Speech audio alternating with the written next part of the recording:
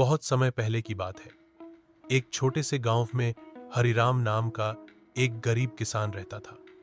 उसकी जमीन बंजर थी और आमदनी बहुत कम, लेकिन वह मेहनती था, ईमानदार था और सबसे बड़ी बात, उसका दिल बहुत बड़ा था।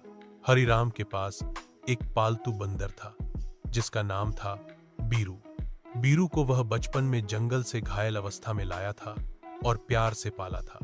समय के साथ बीरू और हरिराम एक दूसरे के बेहद करीबी हो गए। बीरू इंसानों जैसी समझ रखता था, घर का काम करता, खेतों में मदद करता और हमेशा हरिराम की सुरक्षा का ध्यान रखता। गांव वाले अक्सर कहते, हरिराम, तू तो गरीब है, लेकिन तेरे पास जो बीरू जैसा वफादार साथी है, वही तेरी सबसे बड़ी दौलत है। एक बार गांव में भारी सूखा पड़ा। खेतों में पानी की एक बूंद न रही। लोगों की फसलें सूख गईं और धीरे धीरे गांव छोड़कर दूसरे स्थानों को जाने लगे। हरिराम भी निराश हो गया, लेकिन बीरू ने उसे कभी हार मानने नहीं दी। वह रोज सुबह उठकर कुएं से पानी लाता, मिट्टी को नम करता और हरिराम को हिम्मत देता। एक दिन बीरू खेत के एक कोने में अजीब सा पत्थर देख लाया और हरिराम को दिखाया। पत्थर बहुत भारी था, लेकिन सुनहरे रंग का चमक रहा था।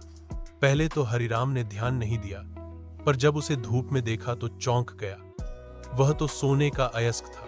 हरिराम तुरंत गांव के मुखिया के पास गया और वह पत्थर दिखाया। मुखिया ने विशेषज्ञ बुलाए और जांच के बाद पता चला कि हरिराम की जमीन के नीचे सोने का भंडार है। यह खबर आग की तरह फैल गई। सरकार ने हरिराम की जमीन अधिग्रहित कर ली और बदले में उसे करोड़ों रुपए का मुआवजा दिया। हरिराम रातों रात अमीर हो गया, लेकिन उसने अपना स्वभाव नहीं बदला। सबसे पहले उसने गांव के सारे गरीबों के लिए कुएं खुदवाए, स्कूल बनवाया और अस्पताल खुलवाया। और बीरू, उसके लिए एक सुंदर बगीचा बनवाया, जहां वह दिन भर आराम करता, खेलता और गांव के बच्चों का मनोरंजन करता।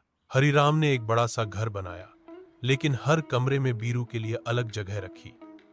जब लोग पूछते कि तू इतना अमीर हो गया, पर अब भी इस बंदर को सबसे ऊपर क्यों रखता है, तो हरिराम मुस्कुराकर कहता, मेरी तकदीर तो बदली, लेकिन मेरी वफादारी का कारण यही बीरू है। एक दिन गांव में एक व्यापारी आया जो बीरू को बहुत पसंद करने लगा। उसने हरिराम को लाखों रुपए देने का प्रस्ताव रखा और कहा, मुझे यह बंदर दे दो, मैं इसे शहर ले जाकर सर्कस में बड़ा सितारा बना दूंगा। हरिराम हंसा और बोला, जिसने मेरे सबसे बुरे समय में मेरा साथ नहीं छोड़ा, उसे मैं अपने अच्छे समय में कैसे छोड़ दूं। यह सुनकर व्यापारी चुपचाप लौट गया और गांव वाले हरिराम की वफादारी के और भी कायल हो गए। समय बीतता गया। हरिराम और बीरू दोनों बुजुर्ग हो गए, लेकिन उनकी दोस्ती वैसी ही बनी रही। एक वफादार साथी और एक तकदीर वाला इंसान की मिसाल बनकर। कहानी से सीख। यह कहानी हमें सिखाती है कि सच्ची वफादारी अमूल्य होती है।